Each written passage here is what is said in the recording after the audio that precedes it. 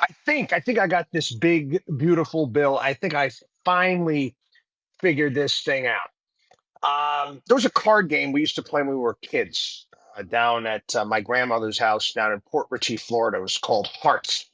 And the game of Hearts, the hearts are bad. You're not trying to get any points. And the Queen of Spades is even worse because she's 13 points. However, however, you could win the game if you got all of the hearts and the Queen of Spades. It was called Shooting the Moon. And obviously, it is in cards. That is a super high risk strategy to win that game. And I think that's what Trump is doing right now. He's just saying, F it, essentially. F it. We're just going to try to put the pedal to the metal on the economy. I'm going to yell at the Federal Reserve Chair. We're going to try to get rates down. We're just going to supercharge this thing, baby. We're going to shoot the moon. Um, that's where we're at this point in time. It can't be anything else. I mean, first and foremost, tried with Elon Musk, tried Doge cuts, tried to cut spending. That failed.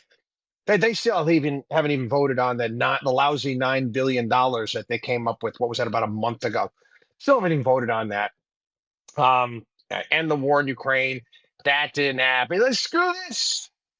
I need some winning around here, some real winning around here. But anyway, the drama in regards to this bill, it's kind of funny. You got to see what type of people you're dealing with.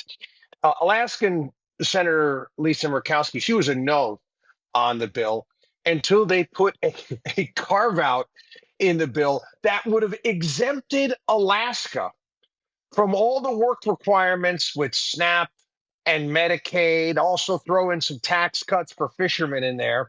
Then she voted yes. And as it turns out, I guess the Senate parliamentarian yanked that. Who knows what's going to happen next? Welfare for illegals, it's in the bill. Funding for sex changes for children.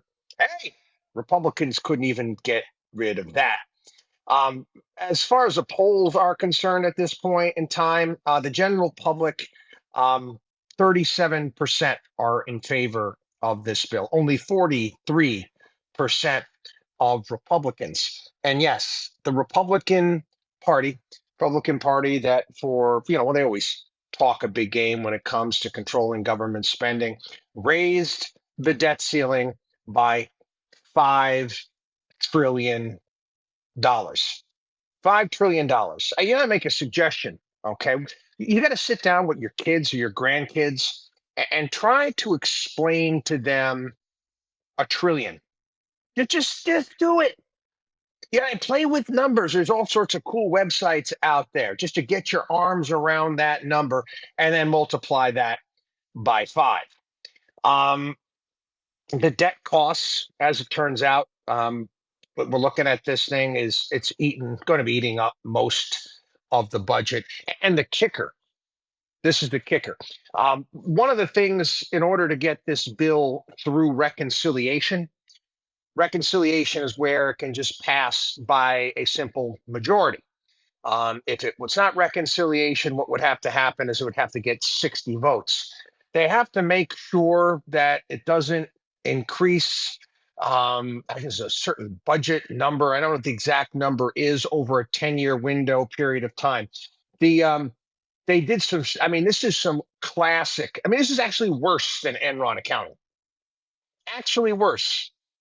Lindsey Graham took out his Enron magic wand and waved it over the bill. And all of a sudden, because they're extending the tax cuts from 2017, they don't count in any sort of way against the budget. That's it. That they actually did that with a straight face. That's where we're at this point in time. Donald Trump is saying, screw it. Screw it. Let's put the economy, let's turbocharge this baby. We're going to grow our way out of this $37 trillion in debt. I don't think so. WatchDog on wallstreet.com.